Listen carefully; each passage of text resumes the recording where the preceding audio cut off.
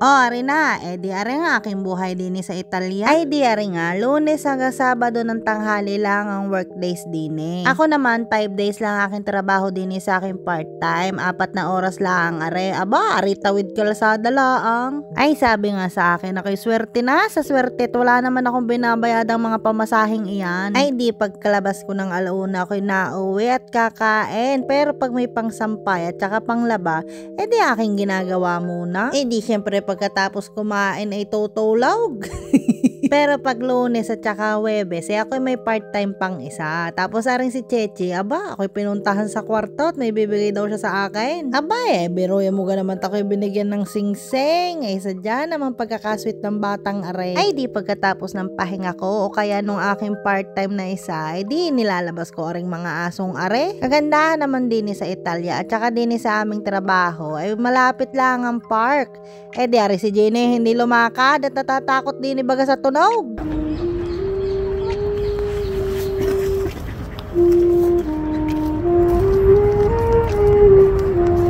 Alay, pinagkahila-hila ko na baga at tatagpuin ko pa mga mami at sakto naman ngayong week na ito ay walang pasok ang mga bata. Ay di dinala din sa parko nang hindi naman mainip sa bahay. Tapos ako'y nakita ni Cheche, tatakbo na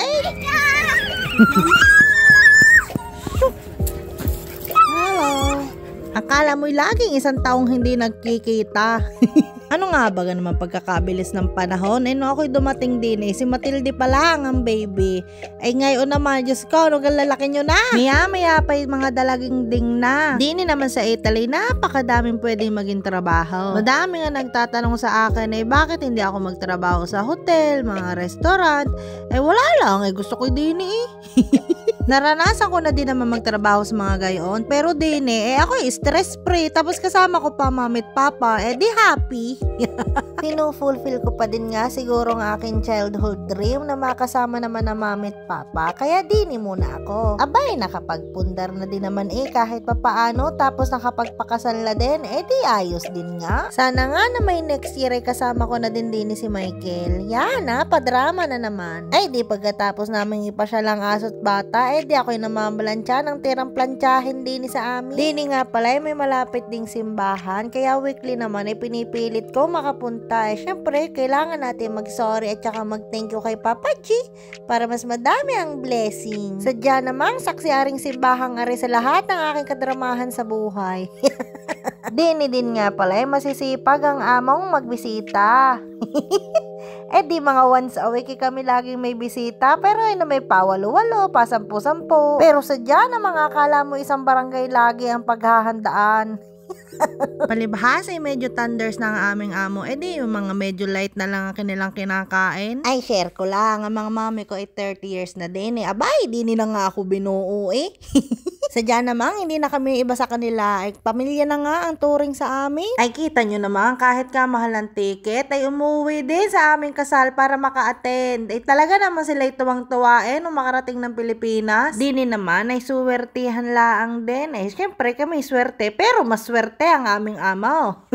Sadya namang walang madaling trabaho. Basta ikay masaya di doon ka. Ay di no matapos ako sa lamesa. Di ako'y pumunta na sa kusina para tulungan ng papa. Ari nga pala ang menu nila ngayon.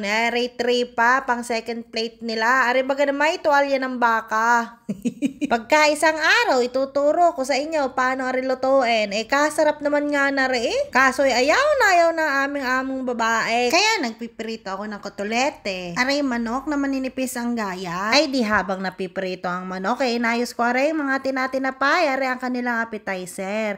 Sa dami naman, aywan nga baga kung bakit nga kadami-daming laging kinakain. Tapos may manipa at saka wine. Ay di kayo bago makakain ay busog na din sa mga tinapay na are.